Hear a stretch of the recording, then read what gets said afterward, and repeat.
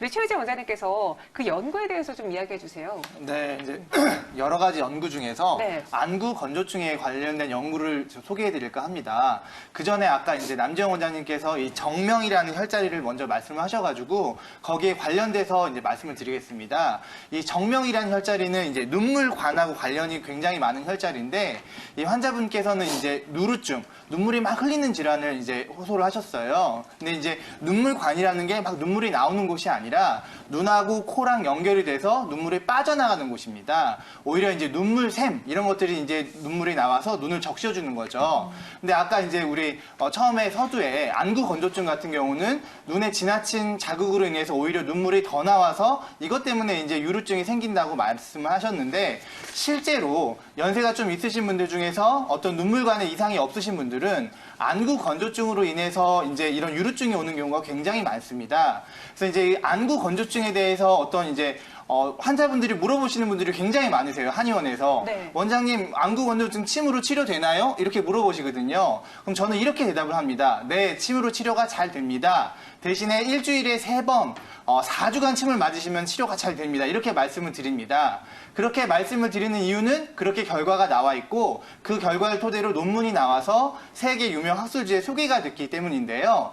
이제 150명을 대상으로 절반씩 무작위로 나눴습니다. 그래서 한 구는 4주간 침 치료를 주 3회 치료를 했고 나머지 한 구는 인공 눈물을 하루에 한 번 이상 사용했습니다. 그렇게 해서 4주 후에 비교를 했을 때 그 비교 지수를 보니까 일단은 눈물막 파괴 검사라고 있습니다. 눈물이 자꾸 증발해서 파괴되면은 일단 나쁜 건데 그게 최대한 지연이 될 때 좋은 건데 침 치료를 했을 경우에 훨씬 10% 정도가 더 인공 눈물보다 효과가 좋다는 그런 결과가 있었고요.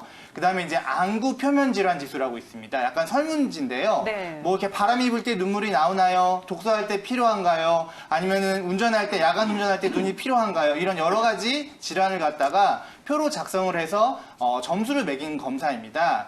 거기에서도 인공 눈물보다 12% 정도 침 치료가 효과가 있었다. 이런 표현이 있고요.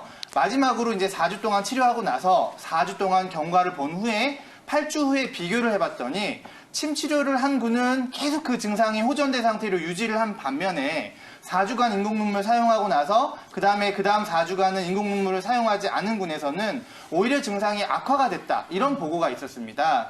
그래서 이제 침 치료가 어떤 이런 눈물샘이라든가 이런 순환이나 기능 자체를 좀 좋아지게 하는 이유가 아니어서인가 싶습니다. 그래서 이제 인공눈물 사용하시는 분들이 굉장히 많으신데 사용하시면서 주 3회 한 4주 정도 침 치료를 받아보시면은 안구 건조증에 좀 많은 도움이 되지 않을까 싶습니다. 네.